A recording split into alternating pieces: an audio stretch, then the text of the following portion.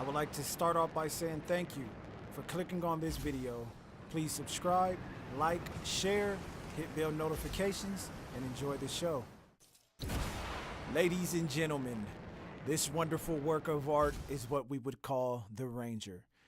Now, the Ranger is one of 4 javelins that we will be able to use when exploring the wonderful, vast, open world of Anthem. It is the most balanced javelin. It is also a javelin of many traits, but master of none. It is also the first javelin that we will be able to experiment with. And it is kind of my favorite one thus far. I like the fact that it's well balanced, simple, and deals a lot of damage. And this next javelin is the Storm. It is known more so for its magical abilities, and though it's not a defensive javelin, it makes up for it for being high in offense. And it also has the ability to float or levitate longer than the rest of the javelins for purposes of scouting and just being a lookout for its allies to allow the rest of the javelins to do what they do best.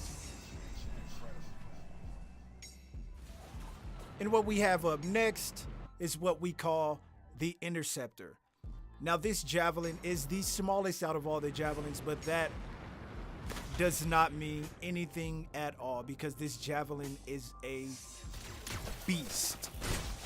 It is more so operated for its ability to melee, get in and out of battles, to be able to deal a great amount of damage to its enemies with taking the least amount of damage. Always a pleasure to see you scrap scar turrets. It is very fast, and as you can see, it doesn't really need any outside armory, artillery, or anything because it gets the job done. Hands on, head on, fearless, and very successful at what it does. Now, last but definitely not least at all, we have the Colossus. Nah, the name speaks for itself, man. This thing is a war machine. What can truly stand up against this thing? I'm so glad the Colossus is on our side. But when it comes to the 4-part javelin team, this particular javelin, besides being destructive and destroying anything in its way, it is also useful for defense. Being the head runner, the one going before the other javelins to set the way and to take out more of the heavier side of enemies so we can come through and do what we do if we're not playing as the Colossus. It is equipped with a great shield to be able to use for defense and also offense. And I can't wait to be able to shoot that thing. Now, I want to go over some components that we witnessed while watching the clips regarding the javelins. The Ranger has a variety of grenades that it can load out with, 5 to be exact. Frag, Inferno, Seeker, Sticky Bomb, and this one that we're seeing here is the Frost. We can see basically what it does. It freezes the enemy and allows you to destroy them on sight. Now, this is the melee, and this melee is called the Shock Maze. Each javelin has its own unique ability to melee. I like this one because it looks cool and it is able to attack more than one enemy, and it looks very useful for close combat. Here's an awesome display of showing the ability to have balance even in aerial attack. Still very elusive to be able to dodge enemy attacks and well balanced to not lose control. My first time laying eyes upon this game, this was the thing that captured me in awe. This is the Ranger's ultimate attack. Each javelin has its very own unique ultimate attack, and to me this is my favorite one. It looks cool and you're able to destroy multiple targets at once.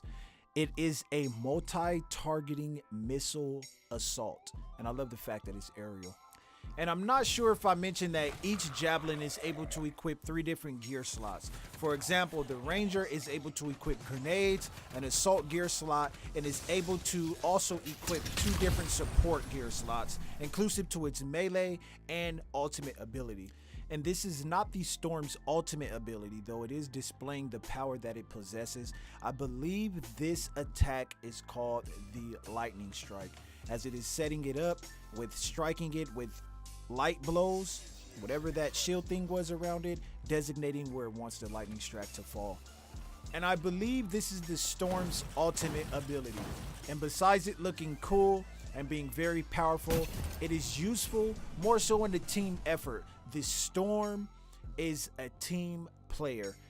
We will be able to see when we are out there with our 4 other co-op players how we're able to set up different combos with attacks to deal greater damage between the Javelin. And the Storm is the great Javelin to be able to chain all of these attacks together. The Interceptor. The agile one, elusive in all its ways. I can't wait to get my hands on this one. I love the fact that it's able to throw something like futuristic ninja stars. And though the Interceptor is one heck of a killing machine, I am very intrigued by its support abilities. Like the Colossus, the Interceptor comes equipped with 2 unique support abilities that directly affect all team members, allowing you to cure your allies from any enemy attacks, and you can also debuff your enemy attacks. And what we're seeing here is the Interceptor's ultimate ability, which I believe it's called the Assassin Blades, or as we can see, it's using its Assassin Blades to destroy the enemy. And the Interceptor's elusive movements and quick abilities to be able to attack enemies is going to be crucial when it comes to the team efforts of fighting our enemies. We have to remember it's going to be 4 of us out there. We could just imagine how it's going to be with the Storm hovering as a scout, inclusive with its windshield protecting us. And we have the Ranger being that balanced fighter able to hold off enemies. And then we have the Colossus destroying everything in his way, using its shield to provide the coverage that we need, and also destroying any target that is considered a threat to us. And speaking of the Colossus, aka Thick Boy, yes, I said Thick Boy. One of the developers said it in a live stream and I guess it stuck. Don't ask me. But the Colossus Javelin is the only Javelin that is able to carry heavy artillery. For obvious reasons, it being the biggest, the most powerful Javelin of all. But in a different dynamic, like I said before, besides its great offense, it is a great tool for defense, as we can use its shield to be able to cover us when we're out here on the battlefield. And also when it comes to this wonderful craft as a wrist attachment, the flamethrower looks super powerful. The enemy was not able to withstand it, along with this shoulder cannon. I mean, everything about it is just amazing, and I could only imagine the damage that you're going to be able to do when it comes to any enemy standing in your way. And I do not wish to be standing in front of the Colossus when he pulls this bad boy out. This is actually the ultimate ability for the Colossus, and this cannon is called the Siege Cannon, and it is not a one-shot situation. I've seen previously you can shoot it 3 times. And I can't wait. I really can't wait to use all of these Javelins and experience everything that they're capable of. I'll see you guys February 22nd. Please don't forget to leave a like. More importantly, leave a comment, leave some feedback. Let me know what you think. This is my first time doing a video like this. There will be more to come. Once again, it's your boy Too Easy, and I'm out. Peace.